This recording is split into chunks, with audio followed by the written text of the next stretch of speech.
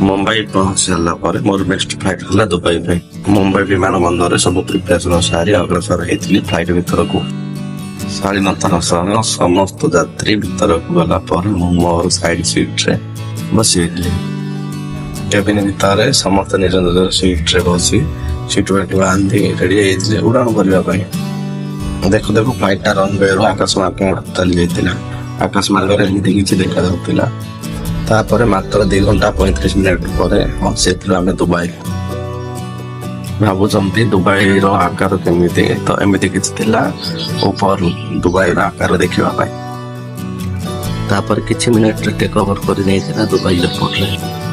तापर समस्त यात्री निज निजर हैंड बैग पिला छुआ धरी टुकुर टुकुर चली जाइए बाहर बाहरी किसी समय बुलाबुली कर पुणी आम पहुंची जाइए नेक्स्ट फ्लाइट में। अपेक्षार सह समस्त यात्री मैंने व्यस्त थे निज मोबाइल रे। आ मु देखुली समय समय देखते मोर नजर पड़ता रोलेक्स घड़ी ऊपर। तो मु गोटे कथा भाबुतली हातर घड़ी जति करोड़ रे आछी तो कांतर घड़ी केते रे आस्तुबो। छाड़ जते होतो आलो समय होला चलो। तो समस्त को कही रखिया पे चाहूँगी तो मोर नेक्स्ट फ्लाइट थिला दुबई टू बुदापेस्ट जहाँकि यूरोप यात्रा प्रोसेस रे मारी देछि भीतर को एंट्री। केबिन भीतर एंट्री मारला पर दीदी जन सम्मान सहित कहते जाओ निज सीट चुपचाप बस। सीट बसला पर देखी खुशी लगे गोटे छोट पिलाटी कहीं जी क्यूट था से चुलबुल नटखटी भी था। देखु देखु फ्लाइट भी उड़ान कर समय होता। समस्ते पैकिंग हो जाते निज सीट।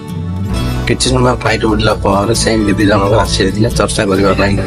चर्चा यह कि फ्लाइट टिकट बुक करने समय निजर फैसिलिटी सहित आउ किसी जदि एडिशनल सुविधा दरकार ताहले पे करबा पई पड़िबो।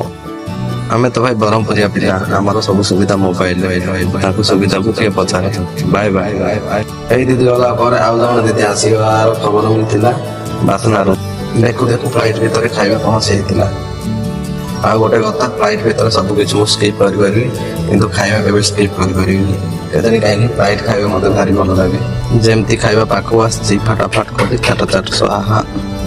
तापर खाई दे फ्लाइट रे डिस्प्ले आड़ उठे नजर पकईली। फ्लाइट गति भी आस्ते आस्ते बढ़िबार लागितिला। तापर साइड सीट रो मजा जहा ताहा उठे किछि समय पई चुपचाप सोई पड़ितिली। फ्लाइट ऊपर रात्रार दृश्य एमती किछि थिला। सोईकरी उठला पर